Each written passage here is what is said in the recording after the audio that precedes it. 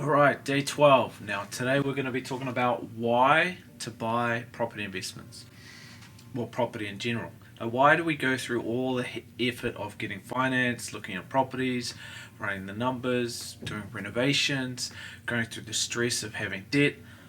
Why are we trying to build wealth through property investment? It's because we're trying to get ourselves to financial freedom. We're trying to get to a point where income comes into our bank account without too much effort, and we know that it's going to happen regularly, so that when we get to a certain age, whether it's 40 or 50 or 65 or 70 or whatever it is, that you don't need to worry so much about money. Because if you have the goal of financial freedom in some form or financial independence, that's why we're focusing on property. Because owning your own home and owning investment property creates a lot of options, and it creates windfalls, creates money flows in towards you that you can give away, you can spend on yourself, you can use it to help your community, your family, you can have luxuries. So hopefully I don't need to convince too many of you that financial freedom is an exciting thing to aim for. Even if you're feeling guilty about accumulating a lot of money, you can give it away to the people that need it the most. So it's a worthwhile game to play. Financial freedom is tied at the hip with financial goals, and if you don't set yourself clear goals, then it's going to be really hard for you to stay focused on financial freedom, and it's unlikely you're going to get there. So I highly recommend that you set yourself a goal, whether that's $100,000 of passive income a year, or 200,000, or 500,000, or even if it's only 20,000 a year in regular passive income from property investments.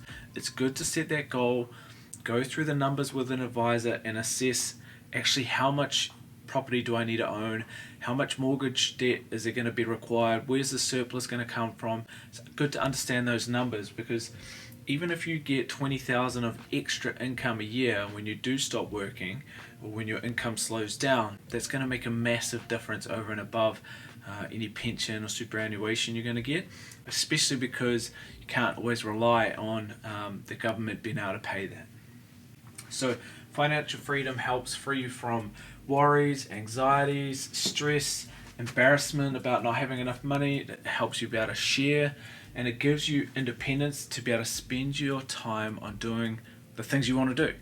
If you want to spend more time playing golf or helping out the local community, it really helps if financially you're secure, because otherwise you're going to probably have to spend the time that you want on leisure out working. And one of my friends, he says that making money is all about getting dignity. So you feel as a different person. You're a much better version of yourself when you're not worried about how if there's enough money to go around. You can level up on who you are and how you spend your time. So what are our options for building this financial freedom? Now, we can look at buying shares, investing in crypto, we can own a business or start a business, we can invest in currencies, commodities, we can look at speculations. So speculation might be baseball cards, it might be magic cards, Pokemon cards, it might be NFTs. There's all sorts of things that essentially you're not guaranteed of the value in the future, and you're taking a bet. You can rely on winning the lotto, which a lot of people are waiting on.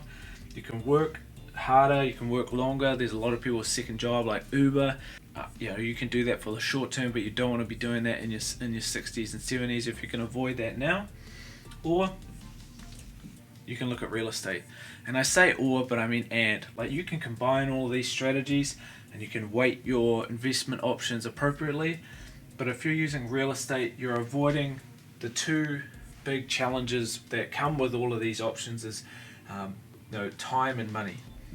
So most people don't have that much money to start with, and so when you're compounding a small amount of money, it's hard to get that snowball going.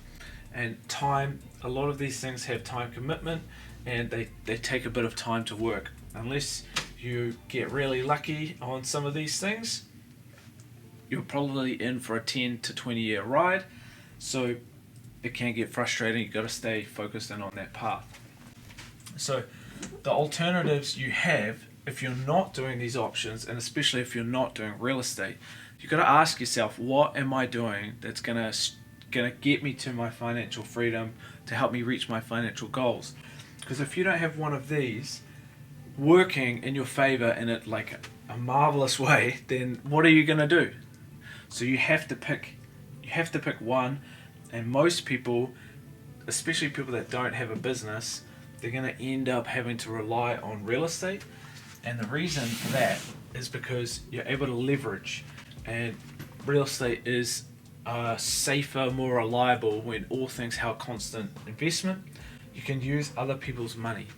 So leverage allows you to get the return. Say if you've got $100,000, you buy a $500,000 house, you're getting returns on $500,000. If you just take your $100,000 and invest it in shares, you're only getting returns on that $100,000. And so that over time makes a very big difference, and you're compounding with real estate, especially in New Zealand market based on historical numbers, is going to get you much bigger returns.